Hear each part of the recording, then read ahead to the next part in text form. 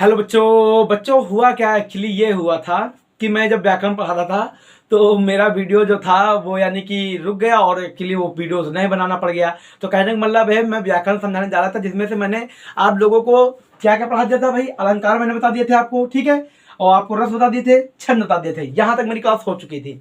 व्याकरण पढ़ने में बताने जा रहा था और मेरे मोबाइल में थोड़ा रुक गया जिसके कारण वो बन नहीं पाया है। वो यानी कि दो भागों में ये पढ़ लेना बच्चा आप लोग, ठीक है। अब मेरे मोबाइल में थोड़ी कमियां हो जाती हैं, कभी कभी अचानक वो हो गई बेटा, अचानक रुक गया। अब मैंने देखा तो उसको बाद में देखा कि अपने कहा आप इसको रोकना ही पड़ेगा, तो दूसरी क्लास मैंने बना दी है व्याकरण, देख लो, ठीक है बेटा। एक तरीके से वो भाग 1 समझ लेना बच्चा, ठीक है।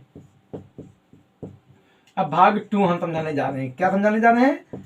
भाग 2। तो कहने का मतलब क्या, भाग 2 में हम क्या बताएंगे? पूरा व्याकरण के बारे में पूरा पूरा बताएंगे कि व्याकरण तुम्हारी कैसी है। वैसे व्याकरण का पूरा पूरा वीडियो बना दिया है, अब आप लोग देख लीजिएगा। थोड़ा उसमें रेटिंग वो है, मगर अब ऑनलाइन पढ़ाएंगे तो सीधी सी बात है, मजादार क्लास होगी, मजा आ जाएगा, है। तो कहने का मतलब आपका जो व्याकरण पैटर्न बच्चा आपका है, जो व्याकरण जो आपका व्याकरण पैटर्न की अगर बात करी जाए तो व्याकरण पैटर्न बहुत कठिन नहीं है आपका। देखो क्या व्याकरण पैटर्न में है आपका, मैं मिटाई इसलिए देता हूं कि बोर्ड में आप भरने लग जाता है। अब व्याकरण में सबसे पहले आप लोग देखो बेटा, शब्द में युग में आपके जो होते हैं, ठीक है, ऊपर नीचे हम समझा सकते हैं, क्या सीरियल ना समझा पाए तो ऊपर नीचे समझा देना।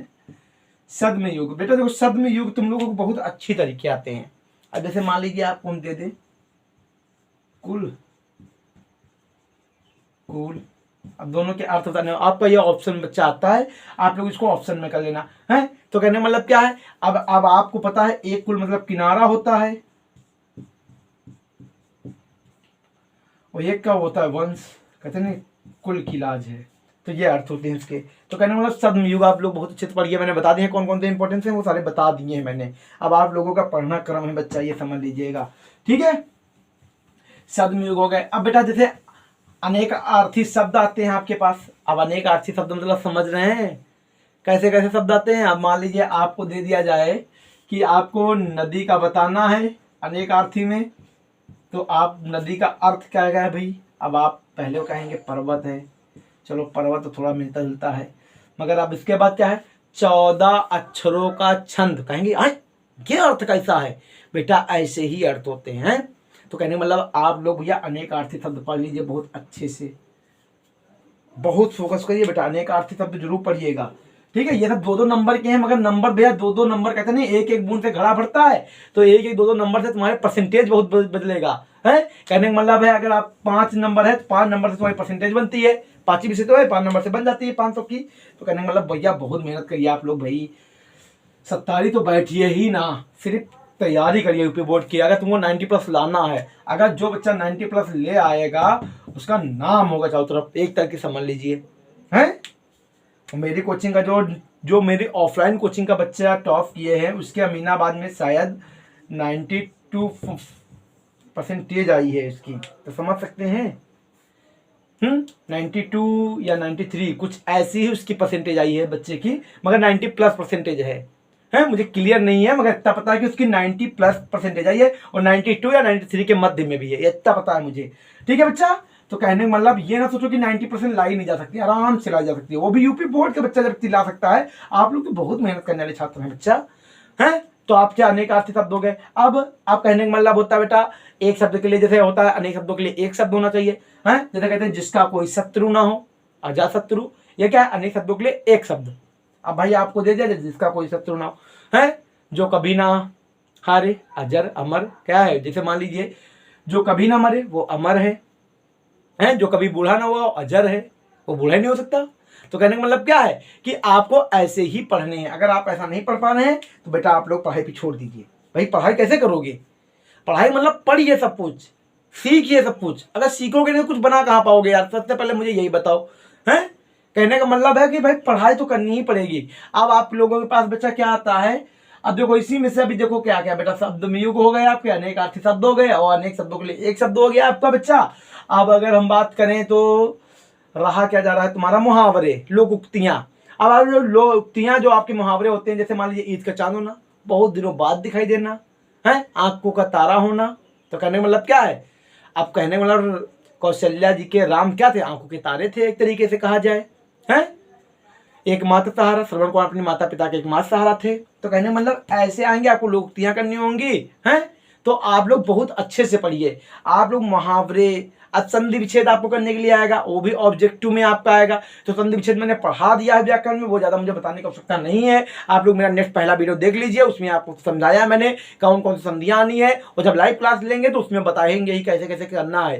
क्योंकि संधियां कोई साधारण नहीं होती हैं, जब सीखोगे समझोगे तभी समझ पाओगे उसमें बताया क्या जाता है। अब बच्चे क्या होते हैं, पकी पकाई खीर चाहते हैं, तो पकी पकाई खीर जल्दी नहीं मिलती है, पकाओगे तो ज्यादा अच्छे से तुम उसको नाना प्रकार के व्यंजन डालकर उसको स्वादिष्ट बनाओगे। अब नाना प्रकार के सूत्र डालोगे तो ऑटोमेटिक संधि आ जाएगी। कहने का मतलब यही है बेटा कि अच्छे से पढ़ोगे तभी सीखोगे कुछ। संधि। अब विभक्ति की बात करी जाती है अगर बेटा, क्योंकि बेटा विभक्ति बहुत कठिन चीज नहीं है, बस याद करने के लिए मैं बता दूंगा कौन कौन सी विभक्ति पढ़ लेना है तुमको, ठीक है। उसमें ज्यादा मत डरो भाई, नदी की आ जाती है दादा, मधु की आ जाती है दादा, मधु की मतलब, तो आप लोग उसकी याद कर लेना, हम बताएंगे कौन कौन सी पढ़ना है, सारी ना पढ़ना, हम बताएंगे कौन कौन सी पढ़नी है। हम सारी चीजें व्याकरण में वैसे बता चुके हैं, जो हमारा वीडियो व्याकरण का बन चुका है उसमें सब बता चुके हैं। आप लोग उसको देखिए, ज्यादा से ज्यादा शेयर करिए ज्यादा से ज्यादा, तो तभी आप लोग जान पाएंगे बच्चा है। अगर तुमको क्लास में थोड़ा नहीं कम समझ में आ रहा तो आप मुझे कमेंट में बताइए वो चीज ना, तभी तो हम सीख पाएंगे आपसे। तो इसलिए कहता हूं कि इतनी चीजें। अब आपके पास बेटा पत्र बचता है आपका, आप पत्र बैंक पर रेडी का याद कर लीजिए, रेडी पर याद कर लीजिए। अगर आप बैंक के ऋण पर याद करते हैं तो इसी पर लगभग आ जाता है ज्यादा से ज्यादा। और अगर कहा जाए तो आप निबंध, अगर आप निबंध पढ़ते हैं तो प्रदूषण पर पढ़िए, बेरोजगारी पे पढ़िए बच्चा आप लोग ज्यादा से ज्यादा, 2 ही 3 पढ़ लो यार, जनसंख्या पे पढ़ना तो पढ़ लेना, ठीक है, 2 पढ़ लो आ जाएगा। तो कहने मतलब इतनी आपकी क्या थी, व्याकरण, ये सारे इंपॉर्टेंस मैंने चीजें बताई थी। अच्छा बच्चों एक चीज कॉमन रख लीजिए आप लोग, अगर आप लोग अच्छे से मेहनत करते हैं तो आप लोग बहुत अच्छे से मेहनत कर पाएंगे, बहुत कुछ सीख पाएंगे। और अगर आप अच्छे से मेहनत नहीं कर रहे हैं, लोग कहते हैं वो सर 8 घंटे पढ़ते हैं, वो 4 घंटे पढ़ते हैं, सर मैं इतने घंटे नहीं पढ़ पाता हूँ, कोई बात नहीं, ना पढ़ो इतने घंटे, क्या 2 घंटे आप कंटिन्यू बैठकर पढ़ नहीं सकते हैं, पढ़ सकते हैं, एकाग्रता लानी पड़ेगी, है, कहते नहीं है जब हम पढ़ाई में बैठे तो समाज की सारी बातों को भूल जाए, बस सिर्फ हम और हमारी किताब है मेरे सामने, बस और कोई नहीं है, इतना भूल जाओ, तब आप जाकर कहीं कोई चीज को समझ पाएंगे। अब तन तुम्हारा यहां रखा है, मन तुम्हारा वहां रखा है, कहने मतलब उदाहरण दे दे, उदाहरण ये है, घर में पनीर बना है, अब पनीर बना है घर में, अब पढ़ रहे हैं हम स्टडी रूम में, मन तो हमारा पनीर पर रखा है, किताब सिर्फ खोले बैठन, तो कहां से हमको आ जाएगा, या तो जाकर पहले पनीर खाए तब आए पढ़े, हैं। तो कहने का मतलब यही आज के ज्यादातर बालकों में समस्या है कि किताब तो खोलते हैं मगर मन नहीं लगता, कहते सर मन ही नहीं लगता, अरे मन कैसे नहीं लगेगा, जब थोड़ा सामाजिक दूरियां, मतलब कहने का मतलब है थोड़ा कम घूमो टहलो, थोड़ा पढ़ लो, 3 महीने की आपकी मेहनत पूरी जिंदगी आपका परिणाम बनाकर रख देगी।